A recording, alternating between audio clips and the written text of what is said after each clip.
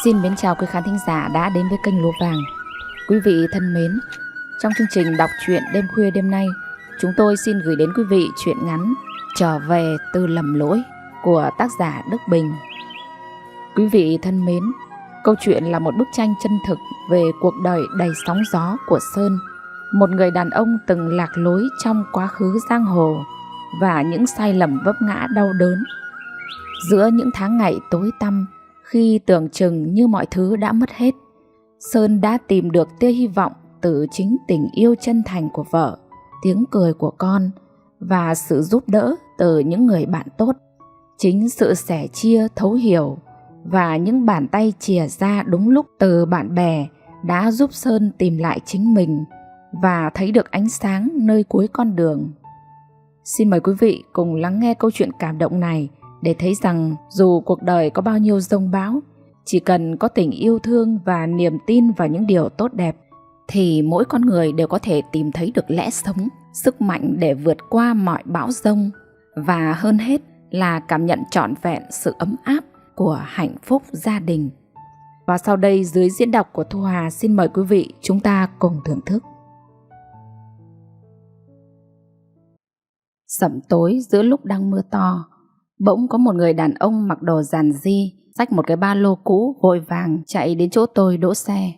Vừa chạy tới nơi, người này đã vội vàng giật cửa và chui tọt vào bên trong, rồi nặng nề và mệt nhọc thả người ngồi xuống ghế phụ bên cạnh. Đang ế ẩm, tự dưng thấy có khách lên xe, tôi mừng rỡ, niềm nở quay sang hỏi xem anh ta đi về đâu. Nhưng trái ngược với sự vồn vã này của tôi, người khách này lại tỏ ra khá dửng dưng. Anh ta vừa hì hục phủi nước trên quần áo, vừa trả lời cộc lốc: Hưng Hà, Thái Bình. Thấy khách nói đi xa, tôi mừng rỡ nổ máy, vào số và tăng ga rồi lao vút đi. Nhưng mới vừa đi được một đoạn ngắn thì vị khách lại bất chợt quay sang, cứng giọng hỏi luôn: Này ông tài xế, thế tiền nong xe cộ ông định tính với tôi như thế nào đây? Thấy người này hỏi, biết là anh ta đang lăn tăn, sợ gặp phải mấy xe taxi dù, tôi bèn ôn tồn giải thích: Xe này là xe taxi của hãng, còn tôi chỉ là người chạy thuê thôi, nên cước xe sẽ tính theo đồng hồ tính tiền của hãng. Trong lúc tôi đang mải mê giải thích cho người này hiểu, thì vị khách kỳ quái này lại không hề tập trung nghe tôi nói, mà lại cứ liên tục ngó đăm đăm vào mặt của tôi.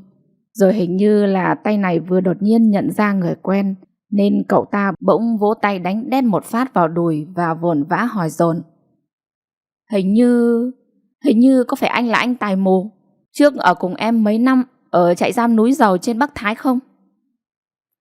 Nghe anh ta hỏi như vậy làm tôi không khỏi thoáng có chút giật mình sửng sốt.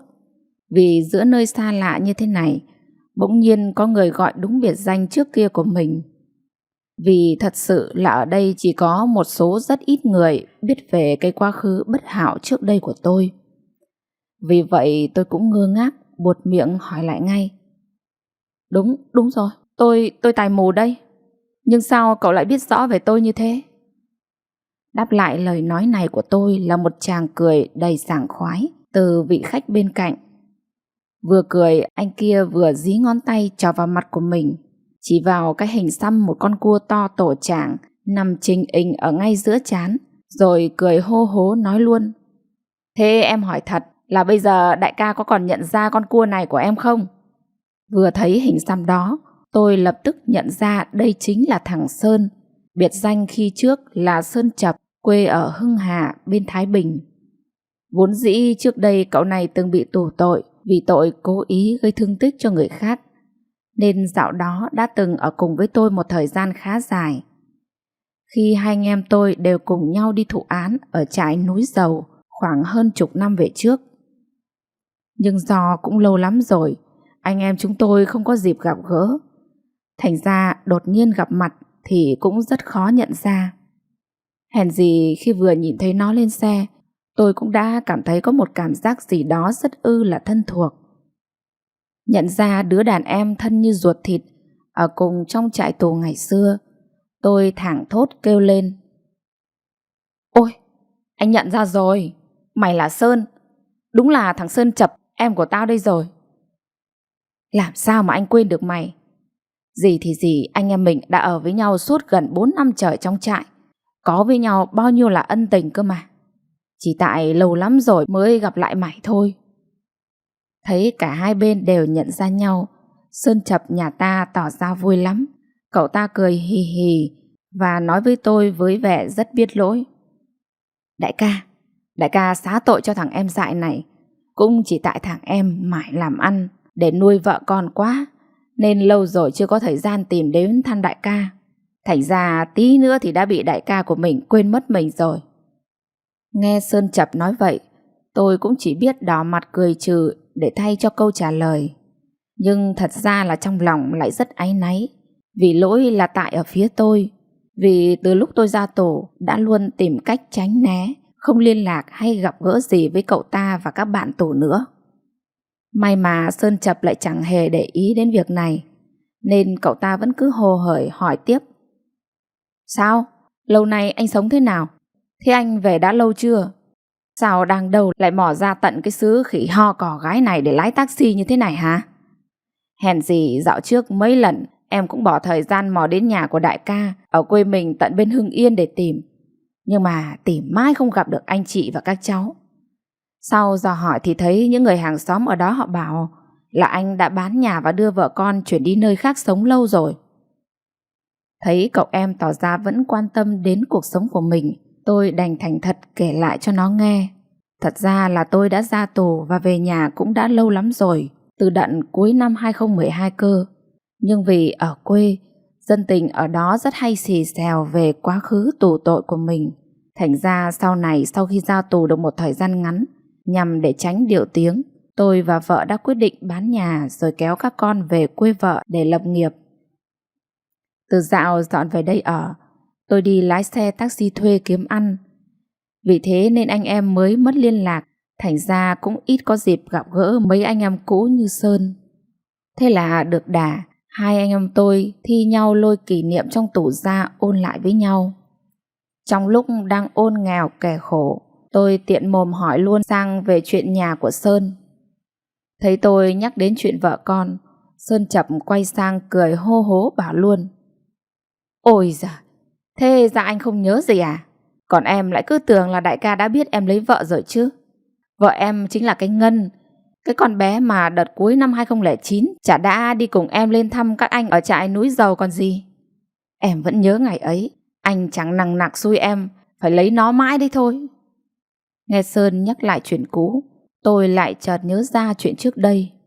Ngày đó vào đợt ân xá và xét giảm án nhân dịp ngày 30 tháng 4 và mùng 1 tháng 5 năm 2009, do cải tạo tốt nên Sơn Chập đã được trả lại tự do trước hạn.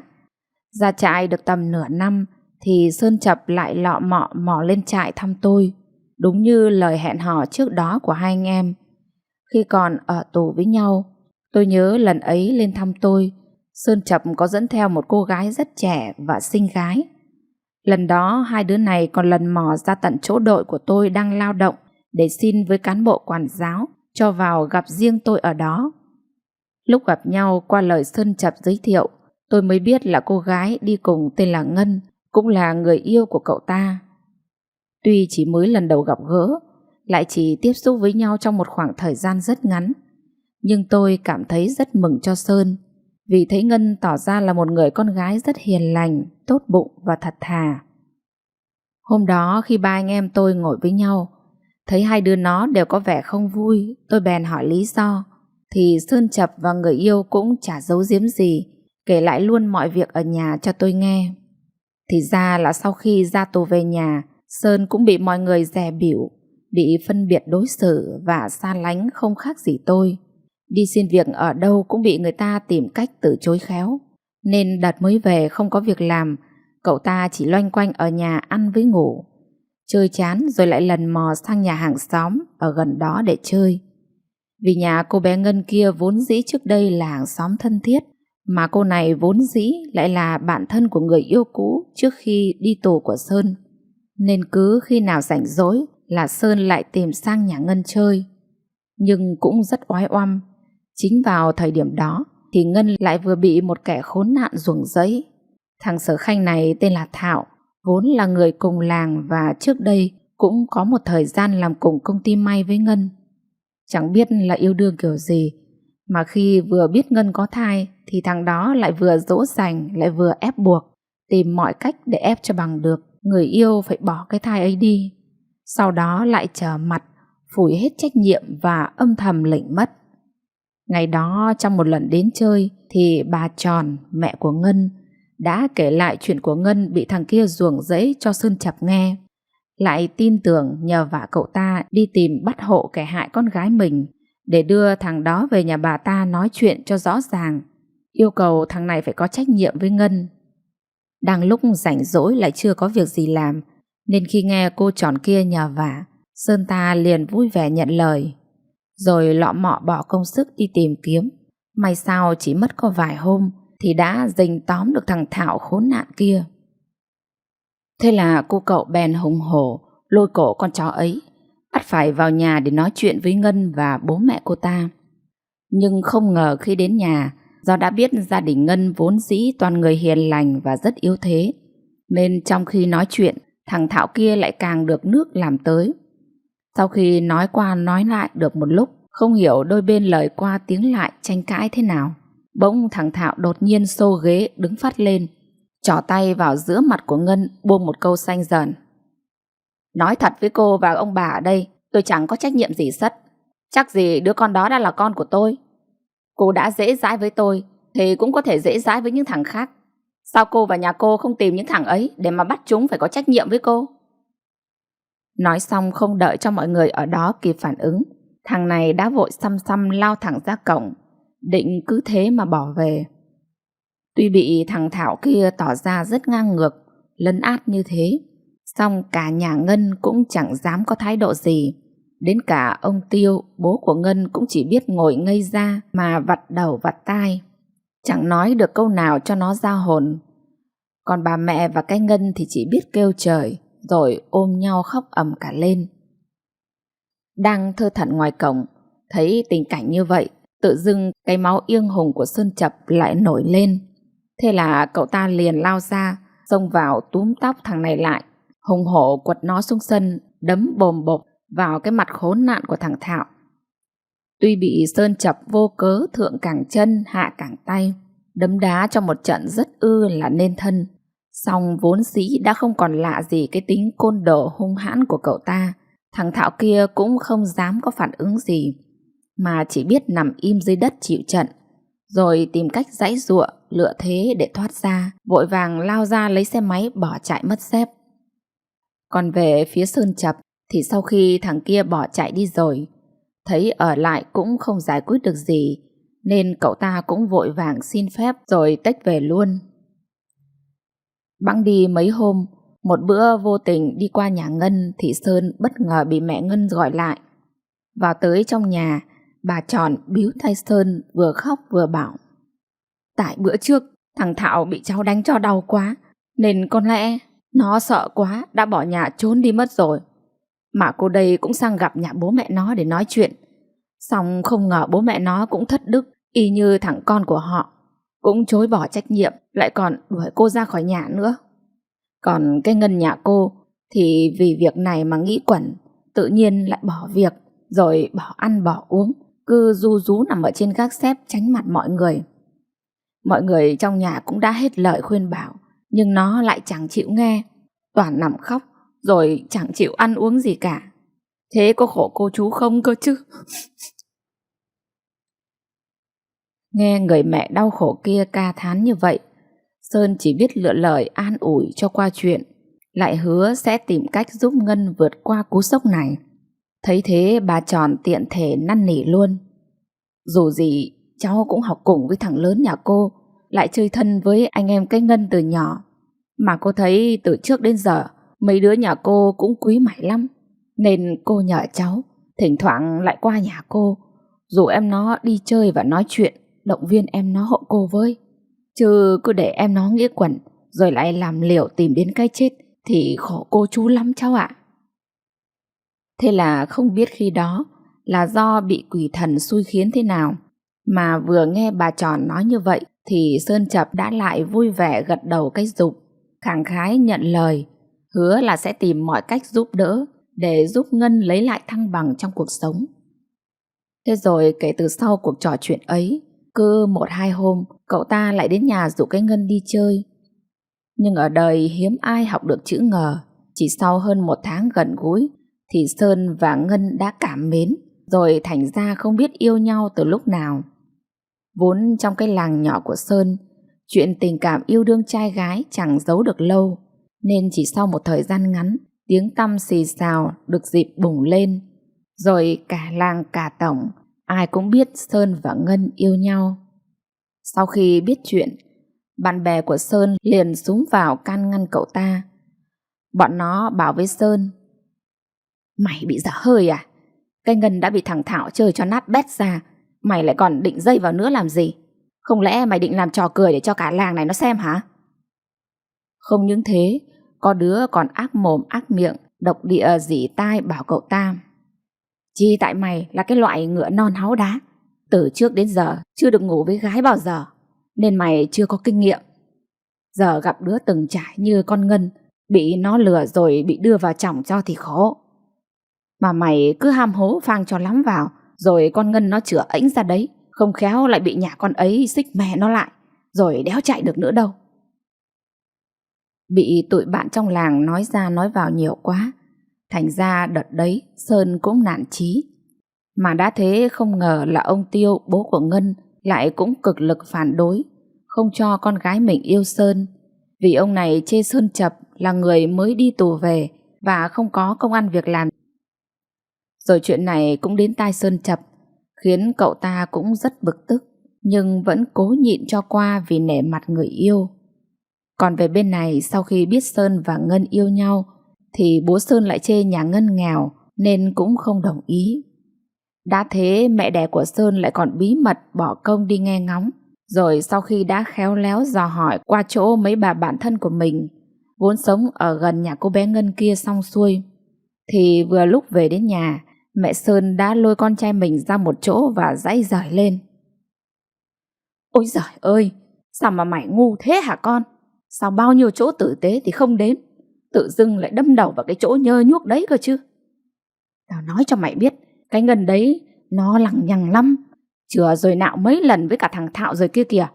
Mà chúng nó còn ăn ngủ với nhau ở ngay trong nhà của nó nữa đấy, nên đã bị bố mẹ nó và nhiều người trong làng bắt gặp nhiều lần rồi. Ôi giời ôi, sao con tôi nó lại ngu dại thế không biết." Lúc đó do bị áp lực từ quá nhiều phía, nên tí nữa ngày ấy Sơn đã định bỏ rơi Ngân.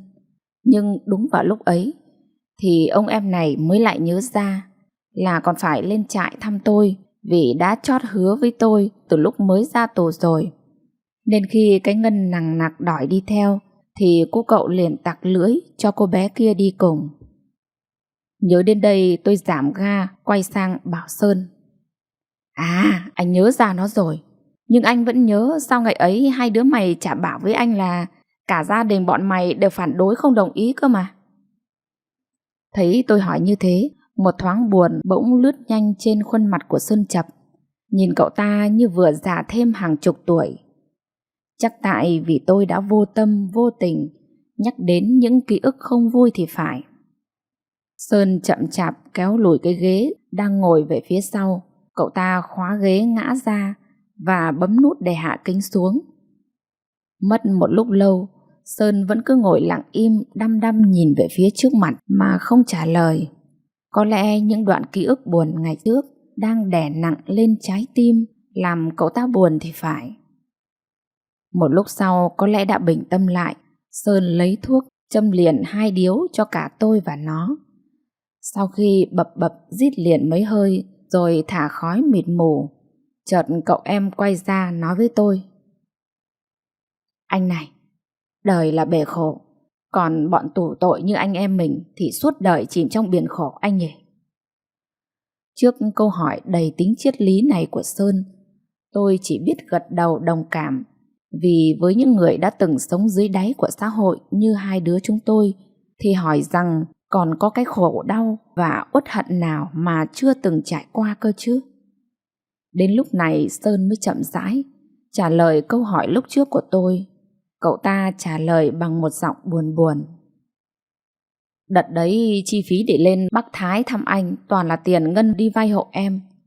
Mà khi lên trại, Ngân lại vừa dính bầu được gần 2 tháng, nhưng cô ấy lại cứ giấu, không cho em biết. Vì khi ấy có lẽ Ngân cũng đã nghe được phong phanh là em sắp bỏ cô ấy. Nhưng cũng rất may là lần ấy, khi vào gặp anh, bọn em còn được anh chỉ bảo cho.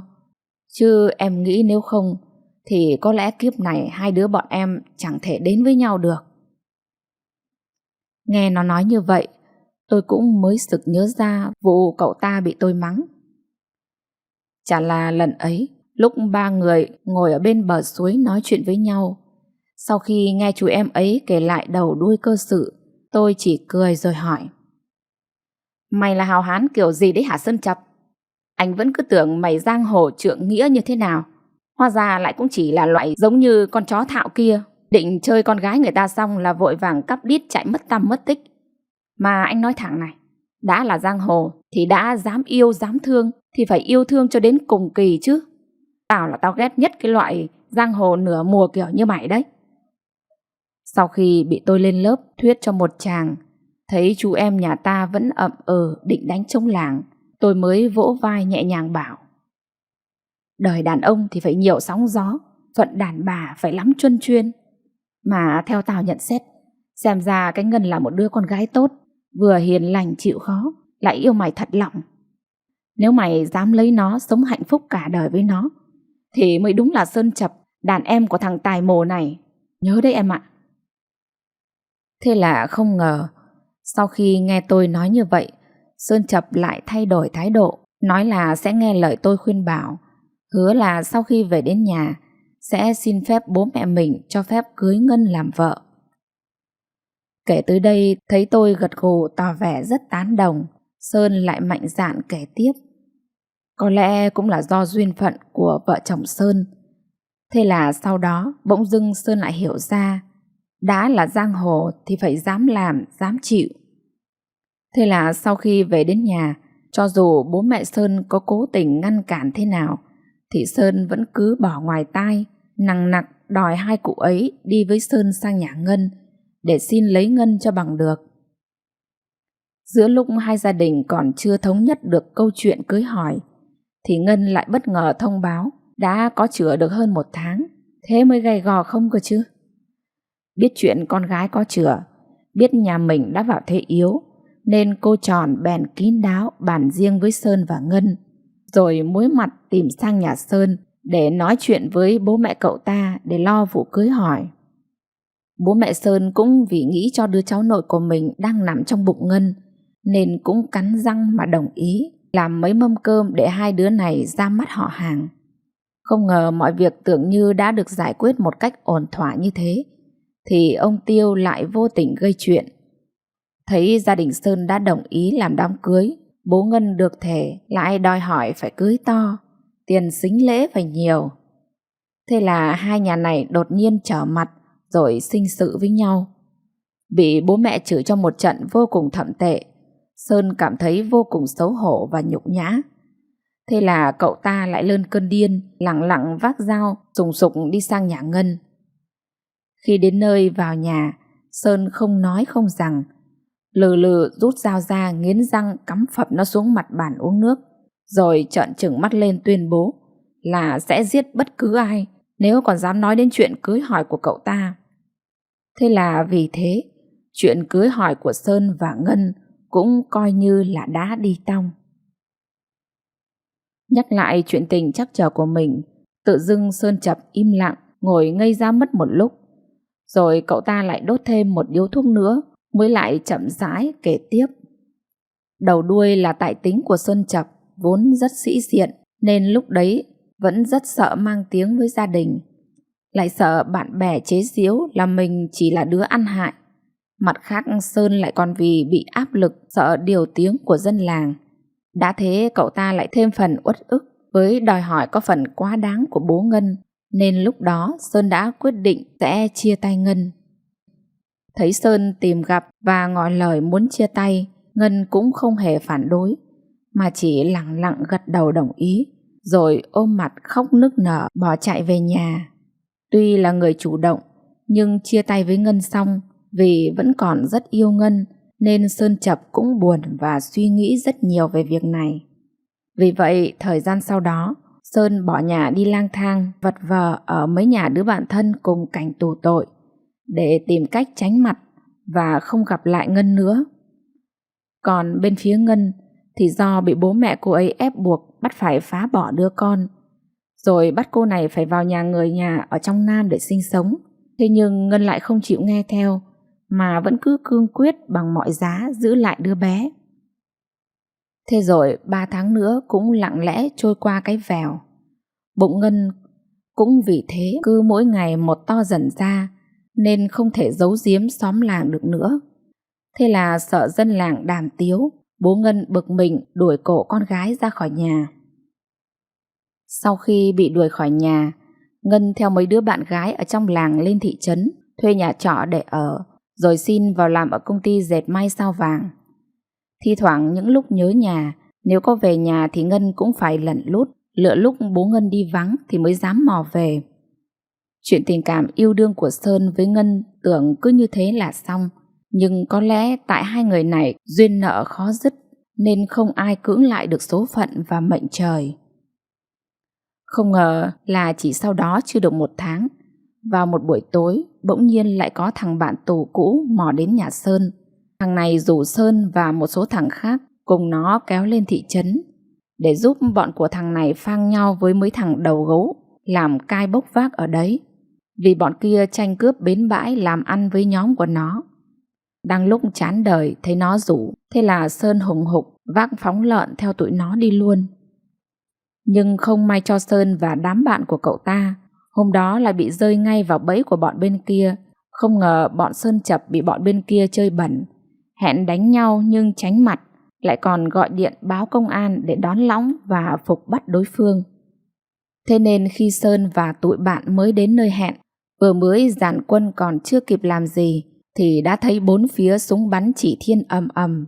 Rồi các ông áo vàng áo xanh sao vạch sáng ngời, vốn đã phục sẵn ở đó từ bao giờ, bất ngờ đột ngột từ bốn phía đồng loạt xông tới, lao vào vây bắt túm gọn từng đứa trong bọn của Sơn Chập, hệt như là mèo bắt chuột.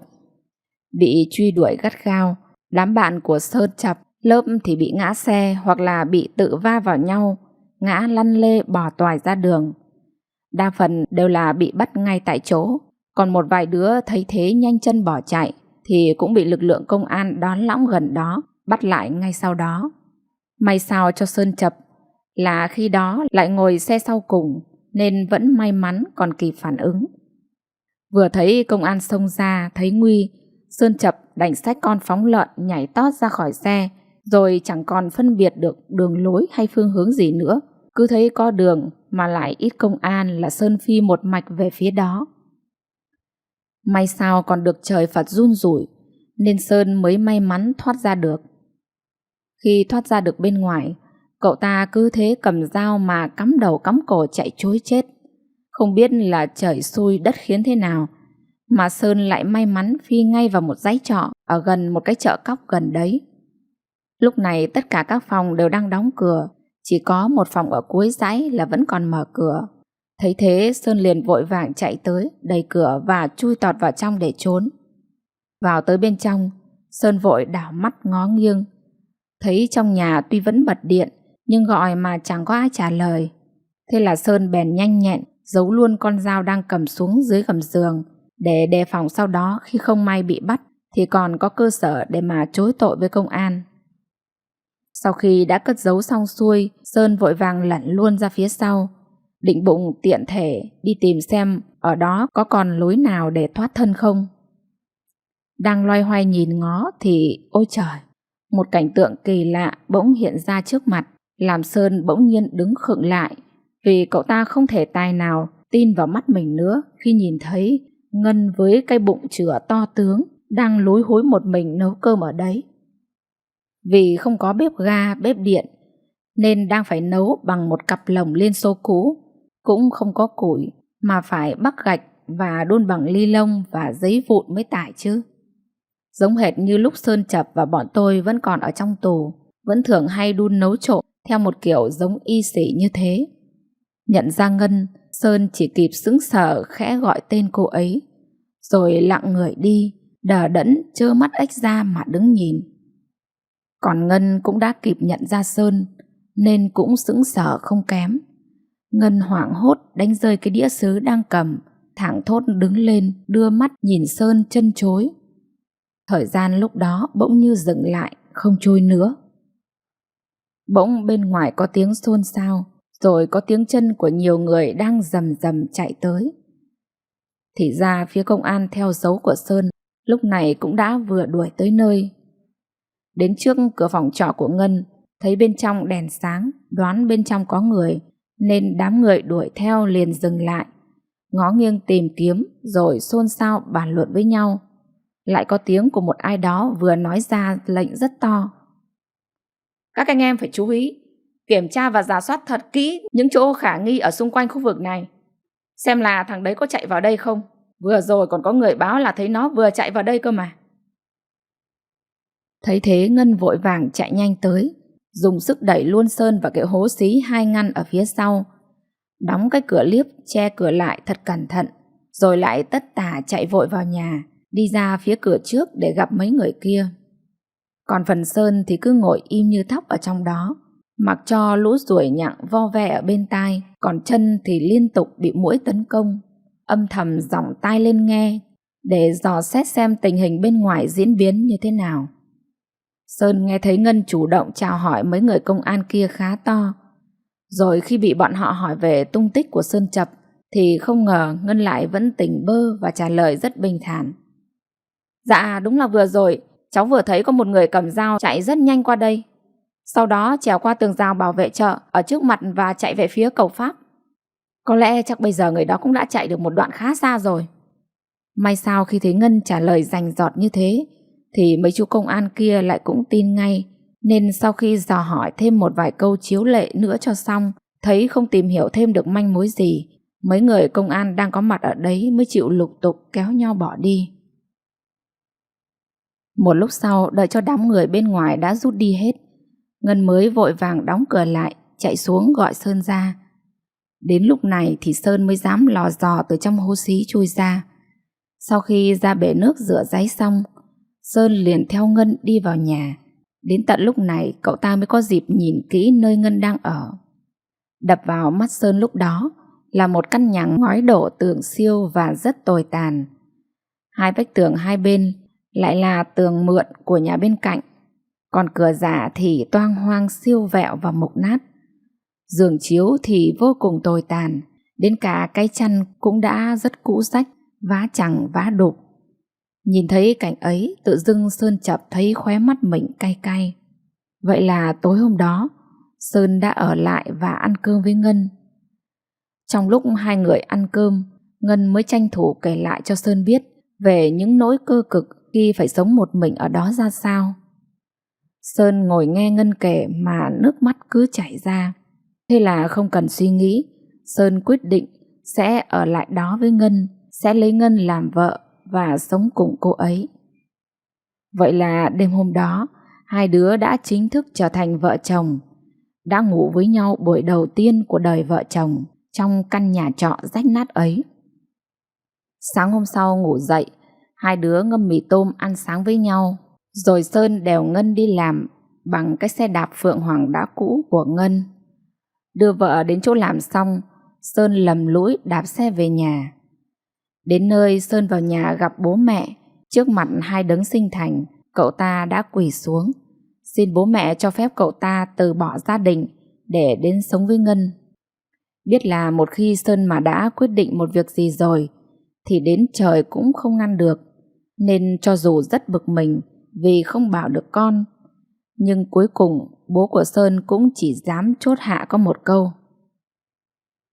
mày đi đi, đi mà ở với nó, cứ coi như mẹ mày và tao đã chết hết rồi, từ giờ đừng có bao giờ trở về đây nữa. Nói xong giận dữ quay lưng bỏ lên trên gác.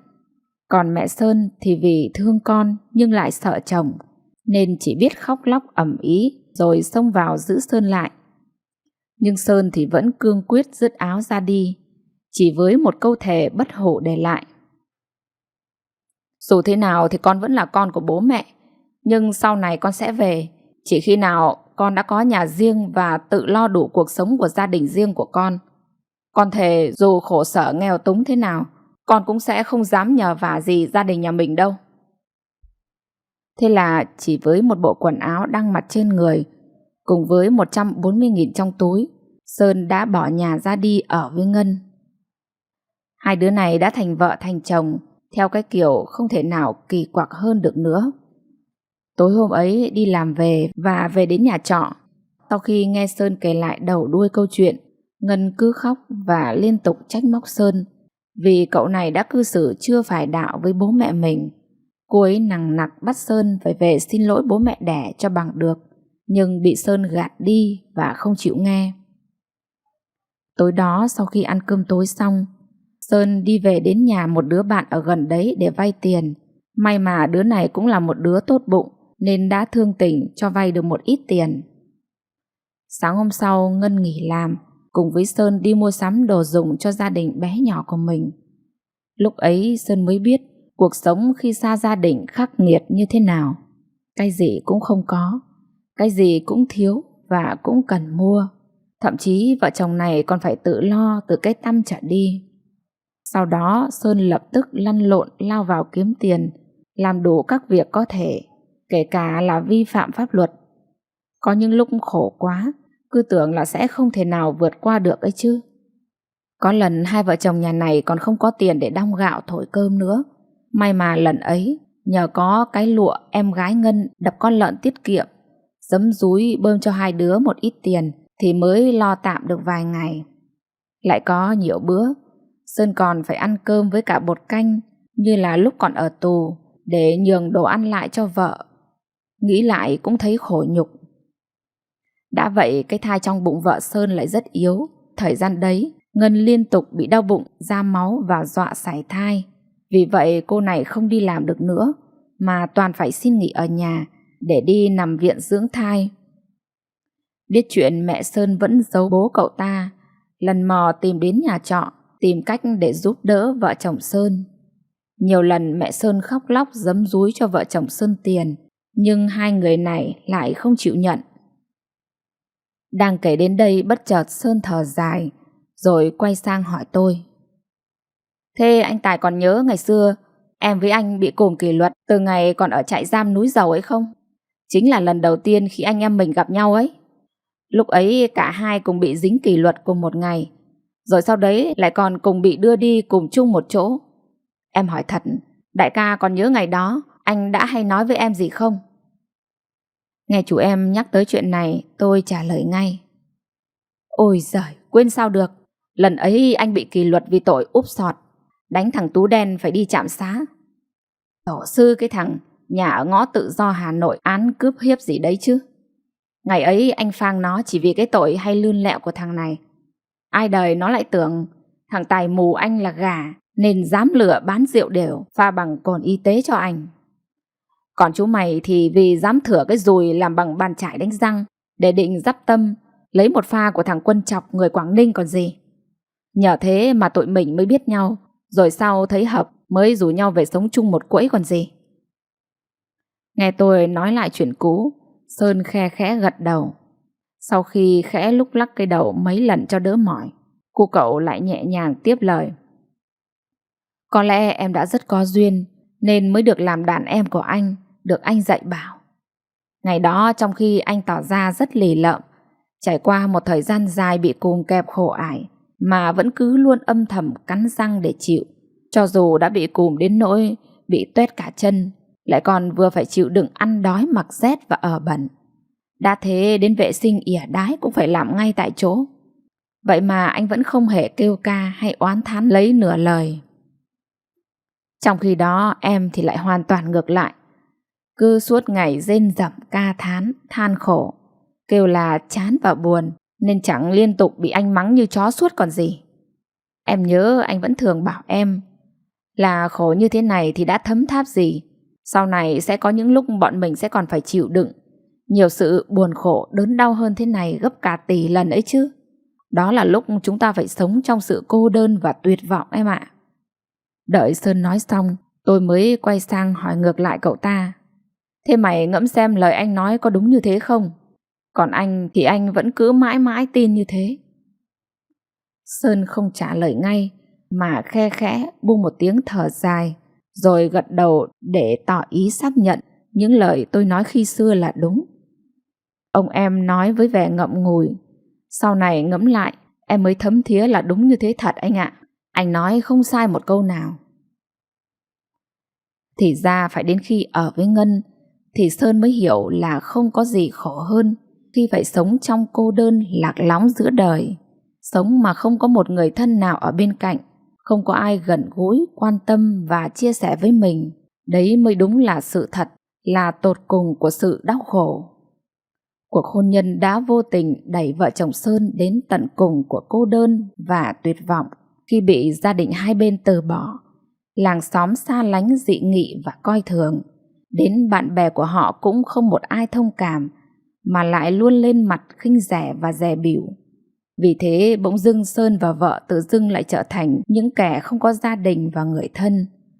Họ chỉ còn biết tự dựa vào nhau để cùng nhau chống chọi và gánh vác cuộc sống gia đình giữa cuộc đời với bao khó khăn gian khổ mà không hề có một ai quan tâm, để ý hay giúp đỡ gì cả. Đã thế sức khỏe của vợ Sơn lại ngày một xấu đi, vì thế bác sĩ khuyên nên bỏ cái thai đi. Vì cái thai rất bé, tim thai rất yếu, mà thêm nữa, sức khỏe của thai phụ lại cũng không đảm bảo cho việc sinh nở. Nhưng Sơn và Ngân lại cương quyết giữ đứa trẻ lại, vì đây chính là sợi dây duy nhất để ràng buộc họ lại với nhau. Xong sau đấy, chỉ vì không có tiền để chi trả viện phí, nên nằm viện được một thời gian ngắn, Sơn đành liều lĩnh đưa Ngân trốn viện về nhà trọ, rồi tự mình đi mua thuốc cầm máu và chống co thắt tử cung, đem về tự tay tiêm cho vợ mình. Nhưng may mắn chắc nhờ số thằng Quyền, đứa con lớn của Sơn cao số, vẫn được làm người, nên tuy tự chữa như thế, nhưng dần dần bệnh của Ngân cũng từ từ giảm bớt, ít bị đau bụng và ra máu dọa sảy như trước nữa. Nên thi thoảng, những lúc thấy trong người khỏe mạnh, vợ Sơn vẫn nhờ bạn bè làm cùng chở đi làm để thêm thắt đỡ đần cho chồng. Hàng đêm khi nằm bên nhau, trong lúc gần gũi, Ngân rì rầm dỗ dành xin Sơn từ bỏ giang hồ để quay về là một người bình thường. Thế là Sơn nghe lời vợ, xin đi làm thợ xây theo nghề cũ của bố. Vất vả vật lộn như vậy được gần 4 tháng thì con trai của Sơn ra đời.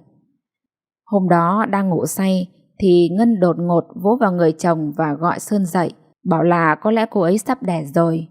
Vì cô ấy đột nhiên bụng dưới lại cứ tự nhiên đau quặn lên liên tục, bảo Sơn là phải dậy ngay để đưa mình vào viện để chờ sinh. Nghe vợ nói như thế, Sơn liền vội vàng hoảng hốt choàng dậy, mặc vội quần áo rồi vội vàng chạy đi gọi xe ôm để đưa vợ vào viện. Nhưng lần ấy lại thêm một lần nhục nhã với vợ chồng họ, vì lúc đó Sơn và Ngân đã đi làm giấy tờ đăng ký kết hôn rồi. Vậy mà ai đời khi đi đẻ lại chỉ có mỗi hai vợ chồng nhà này. May là được cái vợ Sơn lại dễ sinh, không phải mổ xẻ gì, nên cuối cùng cũng may mắn được mẹ tròn con vuông. Vì lần đầu làm bố nên Sơn cứ luống ca luống cuống như gà mắc tóc, hết vò đầu bứt tai, chẳng biết chăm sóc vợ con như thế nào. Nhưng may sao đúng vào lúc vợ Sơn vừa đẻ xong thì mẹ vợ và em gái của Ngân cũng biết tin. Thế là bà Tròn và cái lụa bèn phi vội lên trạm xá, xuống vào chăm sóc cho mẹ con Ngân. 3 hôm sau thấy sức khỏe của mẹ con Ngân đã tạm bình phục, Sơn bèn thuê xích lô đưa hai mẹ con cô Quyền về nhà trọ. Sau khi về đến nhà rồi thì hàng ngày dì Lụa vẫn chịu khó qua lại giúp đỡ chăm sóc chị và cháu. Còn bà ngoại thì ngày nào cũng nấu cháo với sú giò mang đến để bồi dưỡng cho con gái và cháu ngoại. Còn Sơn thì vẫn tiếp tục hàng ngày đi làm và cơm nước tự lo.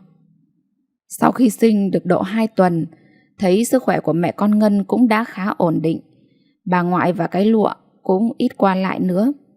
Thành ra vợ Sơn đành phải tự gượng dậy, lọ mọ lần đi lo nấu nướng, giặt giũ. Nhưng may còn bù lại là được cái Ngân khá nhiều sữa, nên cu Quyền không phải dùng sữa ngoài. Ai cho hộp sữa nào thì vợ Sơn lại đem giấu bán đi để thêm vào lo bữa ăn hàng ngày. Còn bên nhà nội thì khi nghe tin có cháu, mẹ Sơn vui lắm, liên tục nhắn Sơn đưa vợ con về để bà lựa lời xin lỗi bố Sơn cho. Nhưng Sơn vẫn lẩn chẩn không dám nghe theo vì vẫn sợ bố còn giận và không đồng ý. Hôm cu Quyền đầy cứ, vợ chồng Sơn cũng cố gắng đi vay mượn làm được 2 mâm cơm để báo hỉ. Bữa đó vui lắm, rất nhiều người đã thông cảm đến chia vui với gia đình nhỏ bé của vợ chồng Sơn. Tối hôm đó mẹ Sơn cũng đến, nhưng vì sợ bố Sơn mắng nên chỉ dúi tiền cho cháu rồi vội vàng về ngay. Chỉ có mỗi việc này là làm vợ chồng Sơn Ngân buồn. Trước lúc về, mẹ Sơn cứ ôm chặt lấy hai đứa, khóc rồi dặn đi dặn lại là kiểu gì sáng mai hai vợ chồng chúng mày cũng phải đưa cháu về nhà ra mắt ông nội. Vậy là sáng hôm sau, Sơn và vợ cùng dậy sớm, lấy xe đạp chở con về nhà nội. Nhưng đến nơi, dù Sơn đã tìm mọi cách, từ dỗ ngon ngọt cho đến thúc ép như thế nào, song có lẽ vì đây mới là lần đầu về nhà chồng, lại sợ ông bà nội còn chưa chấp nhận dâu con, nên Ngân vẫn ngập ngừng, rụt rè ôm con thập thò ngoài cổng, rền rứ mãi vẫn không chịu đi vào, đến nỗi làm Sơn cũng phải phát cáu, gắt gỏng ầm ĩ cả lên. May mà thấy Sơn to tiếng, biết là Sơn đưa vợ con về chơi, nên mẹ của Sơn từ ở trong nhà thấy thế bèn hớt ha hớt hải chạy ra, ôm vai đẩy vội Sơn sang nhà hàng xóm bên cạnh, bắt cậu ta ngồi im ở đó để tránh mặt bố. Xong lại te tái quay về, nắm tay cô con dâu lôi tuột vào trong nhà. Sau khi mẹ đi rồi, Sơn chỉ biết ngồi một chỗ và giọng tai lên để nghe ngóng, tìm hiểu xem tình hình trong nhà mình diễn ra như thế nào. Đợi một lúc lâu, thấy trong nhà vẫn yên ắng, không xảy ra việc gì bất thường, đoán là mọi việc đã êm thấm, Sơn mới dám đi ra, gọi vợ mình ra để đi về. Vừa lên xe thấy vợ có vẻ không vui, Sơn chập đã vội vàng hỏi ngay: "Em này, thế vừa rồi em vào nhà tình hình như thế nào? Em thấy bố có cáu giận hay làm khó mẹ con em gì không? Kể cho anh nghe xem nào." Ngân trả lời với giọng buồn buồn: "Chắc là không có gì đâu anh ạ. Vào nhà bà nội thì mừng ra mặt, cứ xoắn xuýt ôm chặt lấy cô Quyền cưng nựng. Xong còn ông nội thì em cũng không biết như thế nào, chỉ thấy ông cứ đăm đăm nhìn mặt con rồi lại thở dài. Chán chê một lúc ông mới bảo em: tôi nhìn cái mặt thằng này còn bé mà đã cưng cưng lên như thế này, sau này lớn lên có lẽ lại rắn mặt như thằng bố của nó thôi." Nói xong ông cụ lại thở dài đánh sượt một tiếng, rồi cúi đầu lẳng lặng bỏ đi lên gác, để mặc hai mẹ con em ở đấy chơi với bà nội. Có lẽ ông vẫn không vừa ý, nên vẫn chưa chấp nhận được em với con thì phải. Thấy Ngân nói thế, Sơn vội vàng tìm cách để mắng át đi: "Em thì chỉ được cái ăn nói bậy bạ cho quen mồm, chứ anh thấy chưa có một ai thương con bằng bố mẹ mình đâu. Thế là ông nội đã chấp nhận em với con rồi đấy. Anh còn lạ gì tính ông nữa. Tính bố từ xưa đến giờ vẫn như vậy. Ngày anh đi tù dù rất giận con, nhưng tháng nào bố chả đi cùng với mẹ, lặn lội lên trại thăm nuôi anh. Em cứ yên tâm, sau này mọi việc đã có anh lo rồi." Thấy Sơn chập hùng hồn nói như đinh đóng cột như thế, nên vợ cậu ta cũng có vẻ bớt lo lắng và vui lên rất nhiều. Sau đó cứ vào chủ nhật hay là những hôm công ty bị nhỡ việc và được nghỉ là Ngân lại đưa con về nhà nội chơi. Nhờ thế tình cảm ruột thịt đã làm cho ông bà nội ngày một yêu quý cu Quyền hơn. Mặt khác, Sơn cũng đã khéo léo trong việc cư xử, thi thoảng lại xui Ngân mua và đem biếu ông bà nội những món quà nho nhỏ mà ông bà thích, nên dần dần bố mẹ Sơn cũng có phần thêm quý con dâu. Tuy lúc ấy cuộc sống mưu sinh của vợ chồng Sơn còn rất vất vả, nhưng cũng may là Ngân lại khéo lo toan, nên dần dần sinh hoạt hàng ngày cũng được cải thiện khá dần lên. Nhưng đến khi cô Quyền được hơn 1 tuổi thì lại có một biến cố bất ngờ xảy ra, khiến cho cuộc hôn nhân vốn đang tốt đẹp của Sơn bị tan vỡ. Bản thân cậu ta thì suýt nữa đã phải quay lại với cánh cửa nhà tù.